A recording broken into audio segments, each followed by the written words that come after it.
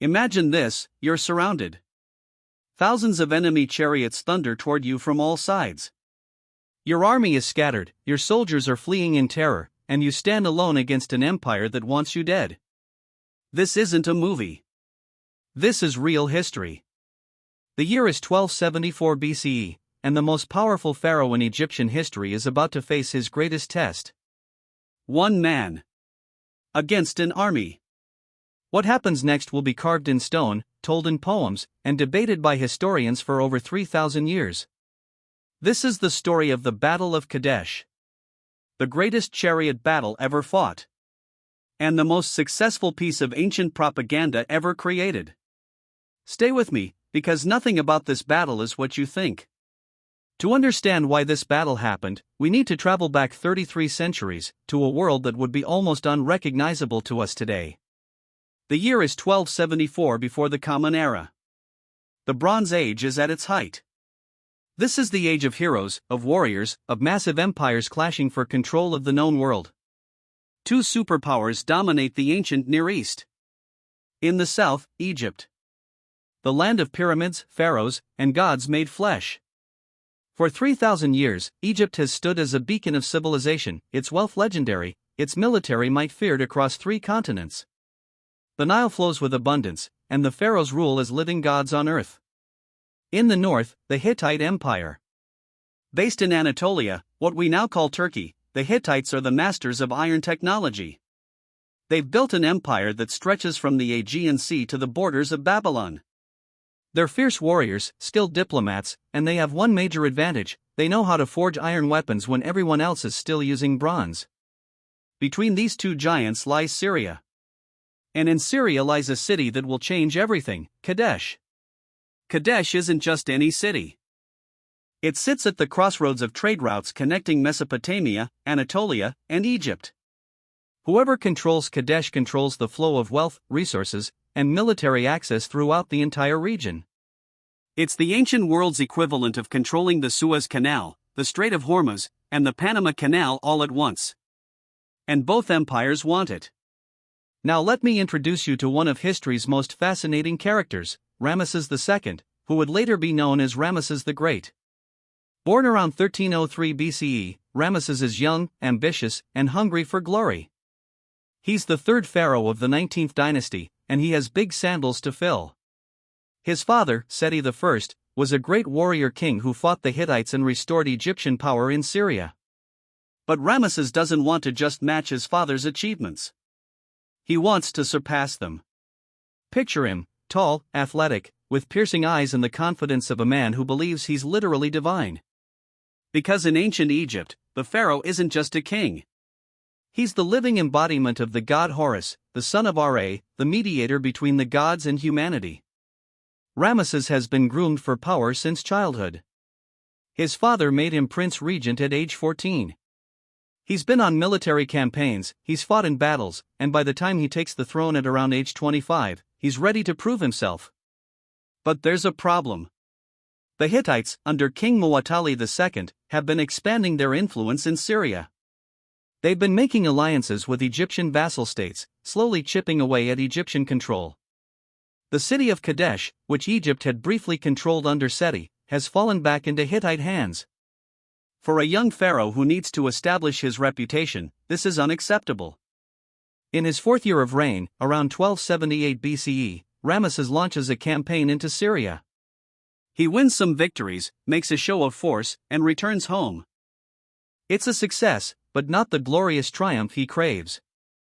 He spends the next several years preparing, building his army, gathering intelligence, planning his strategy.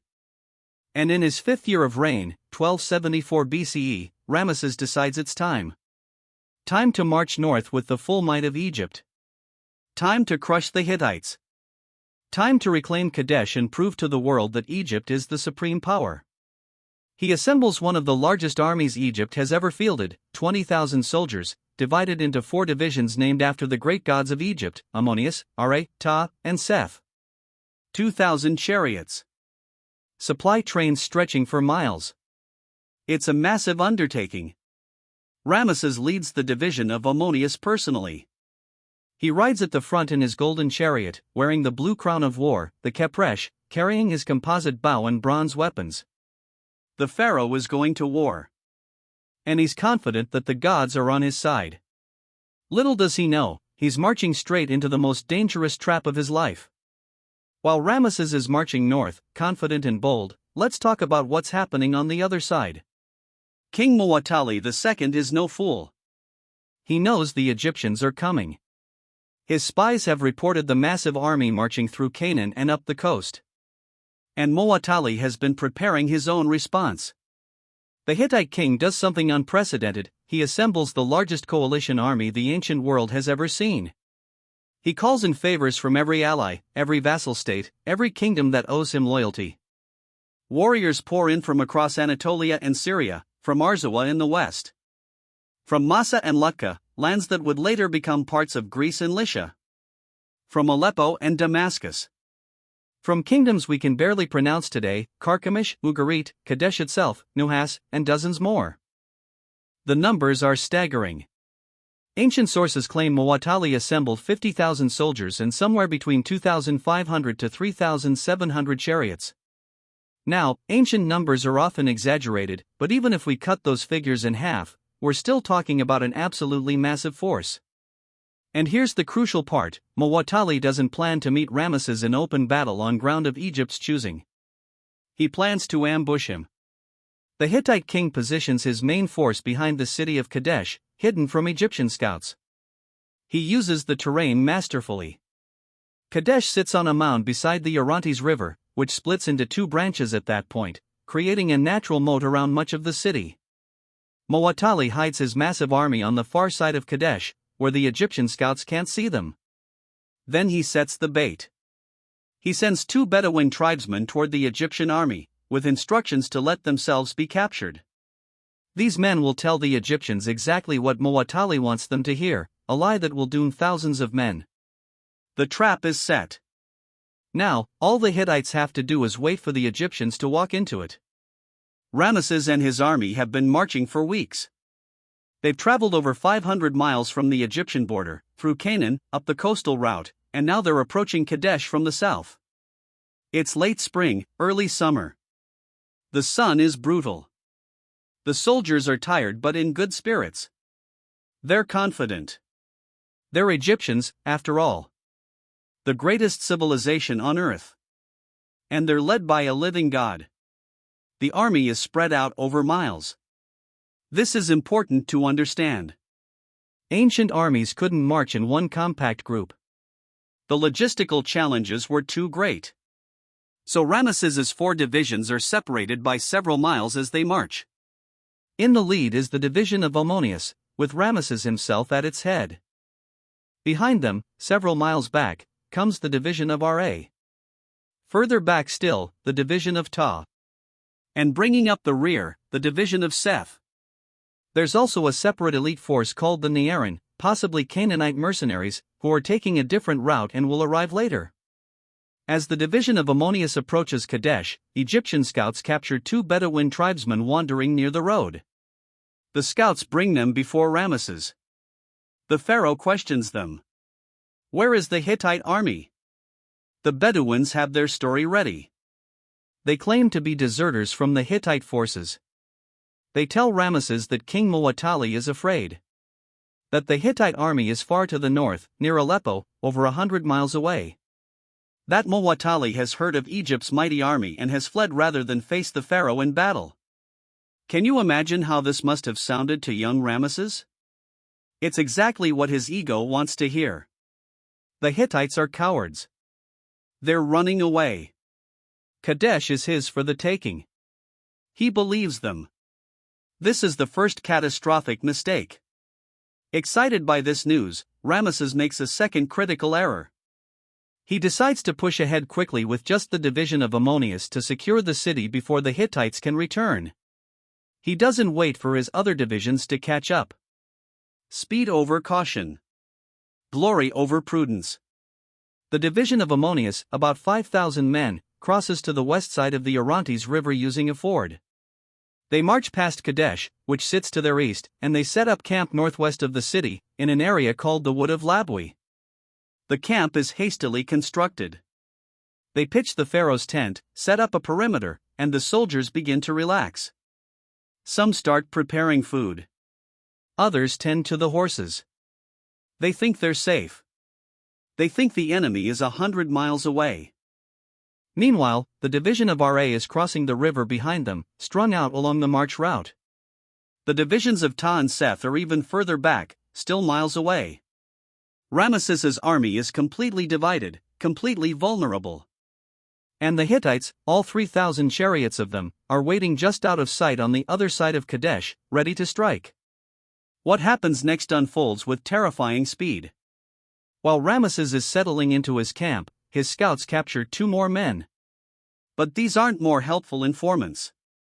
These are actual Hittite scouts, and unlike the Bedouins, they're not talking willingly. The Egyptian soldiers beat them hard. And under torture, the truth comes spilling out. The Hittite army isn't near Aleppo. It's right here. Right now. Hidden behind Kadesh. And they're about to attack. Imagine the moment when this news reaches Ramesses. The color draining from his face. The sudden realization that he's been played. That he's walked his elite division straight into a trap.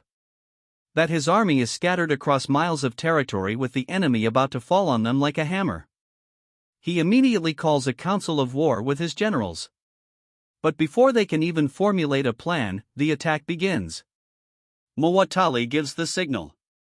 3,000 Hittite chariots burst from their hiding places.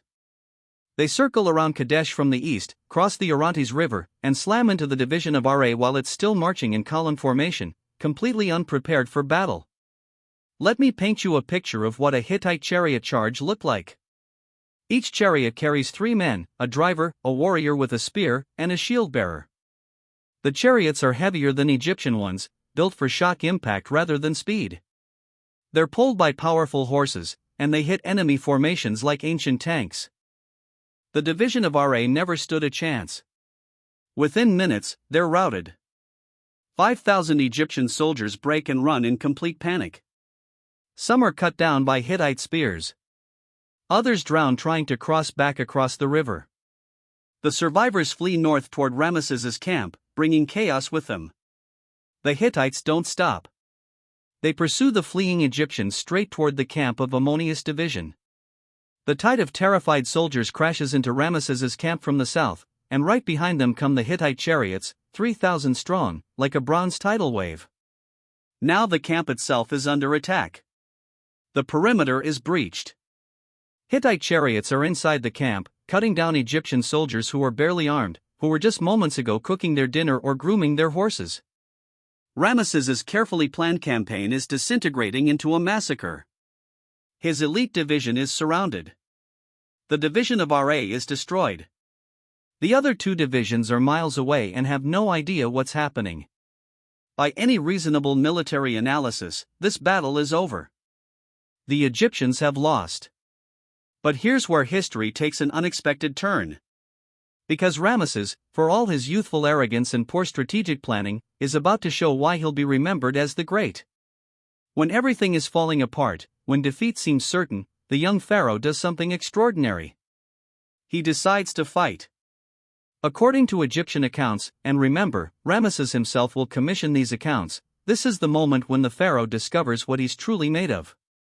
The official Egyptian version, carved on temple walls across Egypt, describes it like this: Ramesses finds himself abandoned by his soldiers, surrounded by 2,500 Hittite chariots, with no one standing by his side except his shield-bearer and his charioteer. In this desperate moment, Ramesses cries out to his patron god, "What is this, my father Ammonius? Has a father ever forgotten his son? Have I done anything without you? Do I not walk and stand still at your command?" And whether through divine intervention or pure adrenaline-fueled desperation, Ramesses charges. Yes, you heard that right. Instead of fleeing, the pharaoh charges into the Hittite forces. He climbs onto his golden chariot, takes up his bow, and drives straight at the enemy. His chariot is pulled by his favorite horses, Victory and Thebes, and Mud is satisfied, their names preserved in the ancient texts. His shield-bearer, a man named Mena, guards his side. His charioteer controls the reins. Ramesses becomes a one-man army. According to the Egyptian accounts, he shoots arrow after arrow into the Hittite ranks. He makes 6 charges into the enemy forces, cutting through them again and again. Every arrow finds its mark. Every charge scatters the Hittites before him. Now, before you roll your eyes at what sounds like ancient propaganda, because it absolutely is, let's separate fact from fiction. Did Ramesses single-handedly defeat the Hittite army like some Bronze Age superhero? No, of course not. But did he personally lead a desperate counterattack in the midst of chaos? Almost certainly yes. Remember, Ramesses has been training for this his entire life. He's an expert archer, a skilled chariot warrior, and he's wearing armor and carrying weapons far superior to most of his soldiers. And more importantly, he's the pharaoh. If he runs, if he shows fear, the entire army collapses. Every soldier will flee, and Egypt's defeat becomes total. So Ramesses fights, not because he's superhuman, but because he has no choice. And his courage, his refusal to flee, begins to steady the Egyptian forces around him. Some of his elite guard rally to him. His household troops, the best soldiers in Egypt, form up around their king. They create a defensive formation, chariots in a circle, archers behind them, fighting desperately to hold back the Hittite tide. And then, at the crucial moment, reinforcements arrive. The Nearan force, that elite unit that took a different route, suddenly appears on the battlefield. They crash into the Hittite flank, completely unexpected. The Hittites, who thought they were mopping up a defeated enemy, suddenly find themselves attacked from a new direction. The momentum shifts. The Hittites have made a critical mistake. In their eagerness to loot Ramesses' camp, many of them dismounted. Ancient armies often fell apart once soldiers started plundering, and the Hittites are no exception. Instead of finishing off the Egyptians, they're grabbing gold, supplies, royal treasures. Ramesses and his reformed forces counterattack. They drive the looters out of the camp. They push the Hittite chariots back toward the river. By late afternoon, the situation has stabilized. The camp of Orontes division holds. The Hittites pull back across the Orontes. The immediate crisis is over. But night is falling, and the battle isn't finished.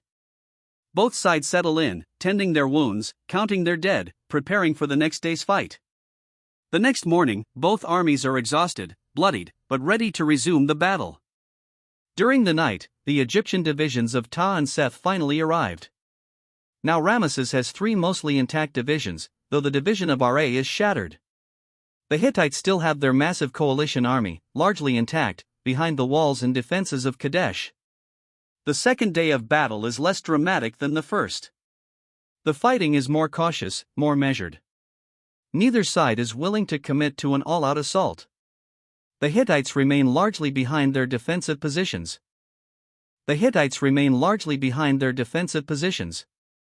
Mu'attali has lost the element of surprise, and he's seen that the Egyptians are more dangerous than he expected. He's also worried about his coalition. Some of his allied kingdoms are starting to waver, wondering if they backed the wrong side. Ramesses can't assault the city. His army is battered, his supplies are limited, and he's hundreds of miles from Egypt. An extended siege is impossible. By the end of the second day, both sides realize that neither can win a decisive victory here. So they do what armies throughout history have done in stalemate situations: they negotiate. We don't know exactly what was said.